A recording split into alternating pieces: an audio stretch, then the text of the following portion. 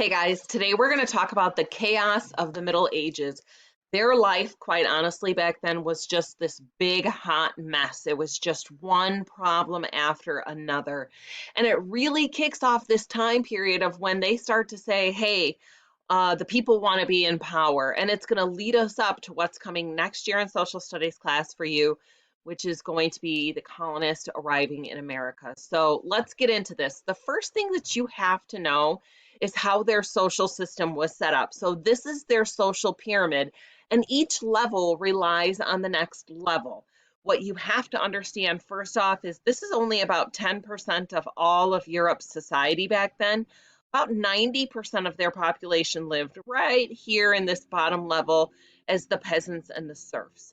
So, of course, the king is on the top, and below him are the nobles and the lords. The nobles are people who are part of royalty, and their job, the noble's job, the lord's job, is that they're going to collect taxes and that they are going to be responsible for recruiting knights. Knights are like army guys, military guys. And the knights are, their responsibility is to protect the people, to keep them safe, kind of act like a police force, but also to participate in military expeditions, which is going to be a big deal because we have the Crusades coming. I'm going to talk about that in just a minute. And then at the bottom, we have peasants and serfs. Now, peasants are basically poor people. It included farmers, but most of the people were farmers, but it included craftspeople as well too, like blacksmiths and barrel makers, which are called coopers, bakers, weavers, things like that. Tailors, people who make clothes.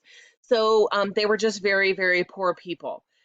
Serfs, on the other hand, were also very, very poor people, but serfs are a little bit different than peasants. Serfs have been in some kind of trouble or they have borrowed money from somebody on one of these upper levels. And so they are forced to work for the knight or the lord or the king or whoever, and they are paying them back for something. So they're almost kind of like a slave, almost kind of like a prisoner.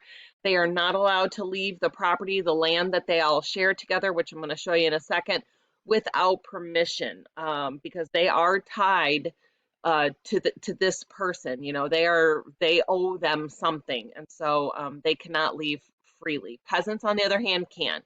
All right, so the serfs and the peasants, they do the farming and they provide food for everyone. The knights provide protection for everyone, and they are going to be a part of the military.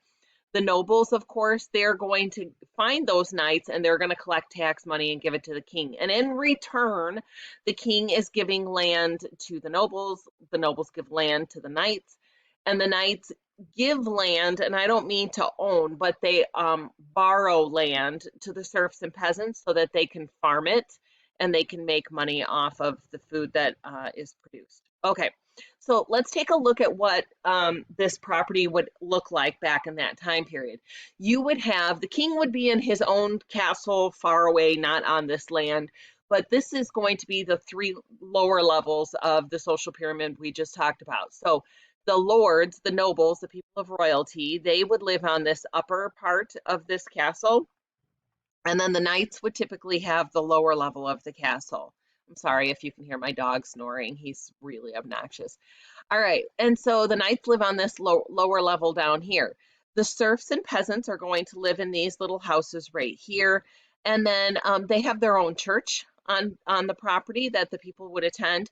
This piece of property is going to be like a few miles this direction by a few miles that direction. This is a big, big piece of property that was given to the Lord from the king. And so they also have, here are their farming fields. So they use this rotation farming system where they only plant on 2 fields each year. So they have 3 fields, but they only plant 2 of them. In this particular picture, they have this field planted and this field planted, and field number 3 is not planted. They're giving it a year off so that the soil can get better nutrients in it. You'll see that they have a tanner there, that's someone who makes leather, and here's the little bakery and the blacksmith and all kinds of good stuff. Let's take a look at another example. So same concept of how they divide up land. Here's where the lord and the knights would live. You've got your church and your cemetery right on the ground. You've got all of your little serf houses. You can see some serfs and peasants working right here. And then in the background, you've got your fields that have been planted, and of course, one that's still open. All right, so this happy little system that they have is going to be completely disrupted because they are going to get involved in something that becomes known as the Crusades. The Crusades essentially were just this series of wars that went on for a long time, like a couple hundred years. And it was fights between Christians and Muslims, people who study Christianity and people who study Islam. And they were fighting over what is considered the Holy Land. And of course, if you're a religious person, you know that the Holy Land is very special and it's something that you would want to protect because it's considered to be sacred. So specifically, we're talking about land in Israel, and even more specifically, we're talking about the city of Jerusalem.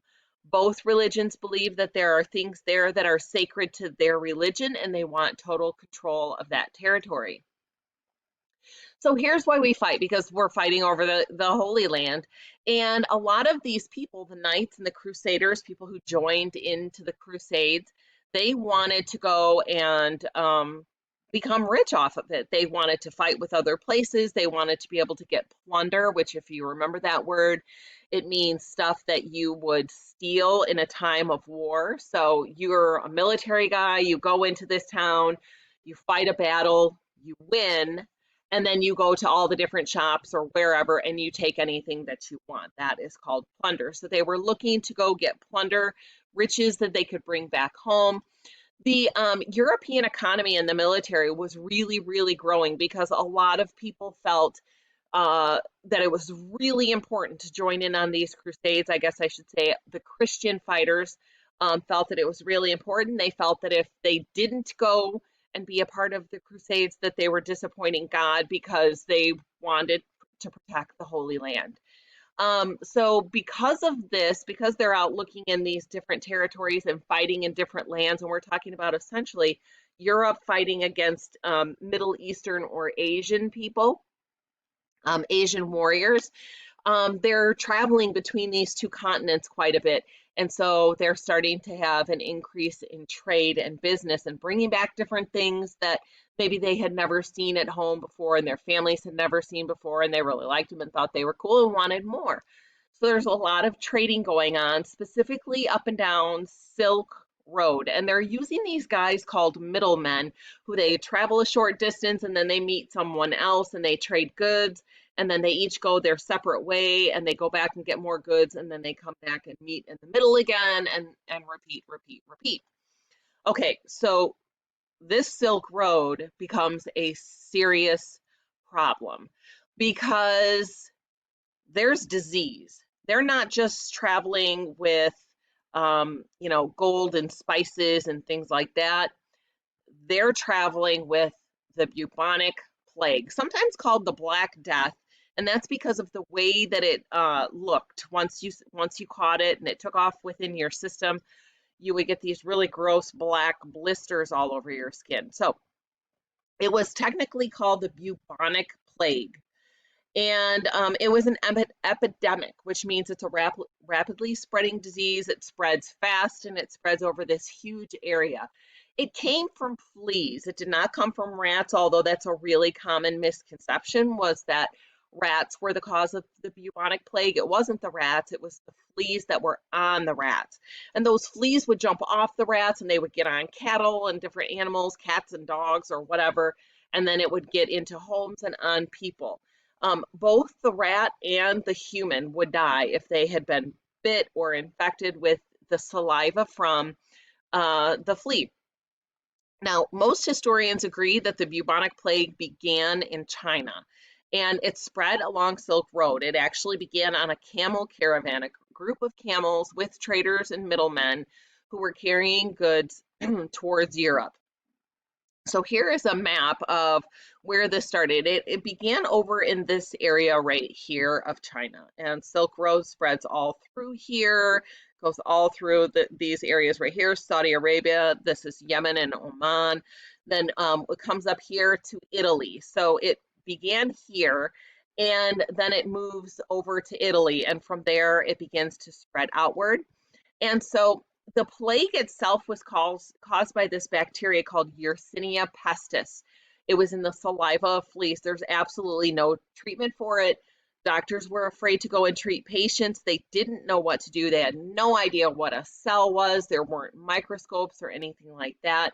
If you started to show symptoms, you and everyone that was in your house would be locked in your house and put under quarantine. We're familiar with that term, unfortunately, right now, for 40 days, which probably was longer than you needed to be in there. Once you started showing symptoms, most people died in less than a week. So this doctor would show up wearing this mask that looks like this, which I find it to be totally terrifying.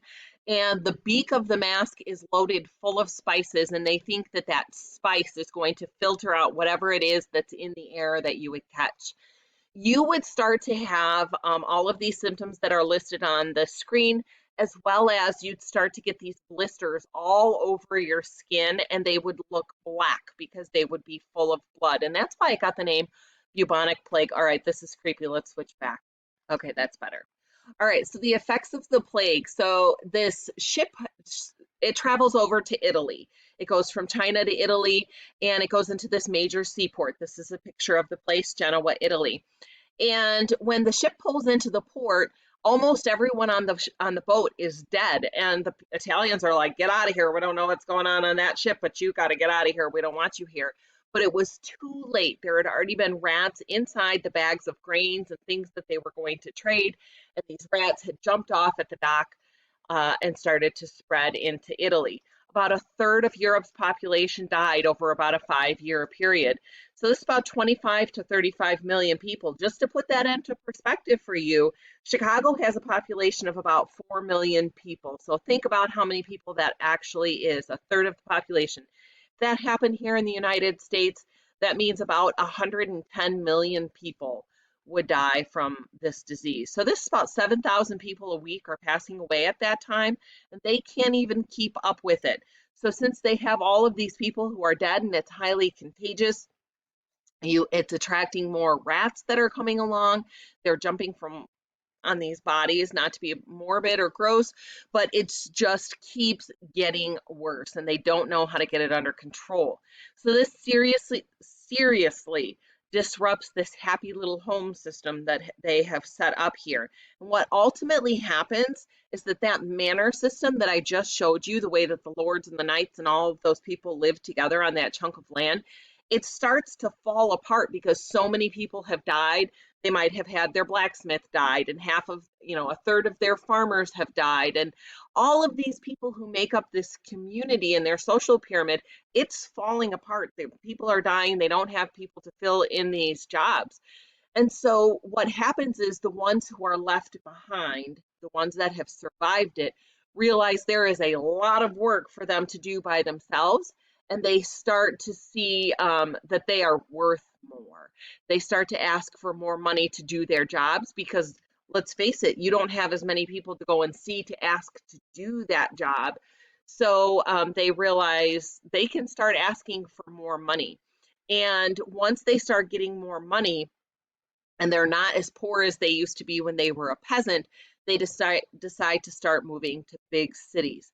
Ultimately, this is going to take us to a time period which we're not that far away from, that the colonists are going to get ready to head to America because now they have money, they have a good job, a good skill, and they want a better life for themselves. And that's where we're going. Tomorrow, you're going to want to hear all about rats and the bubonic plague. It's going to be entirely disgusting. You're going to love it. Come back and make sure that you listen. Talk to you guys later.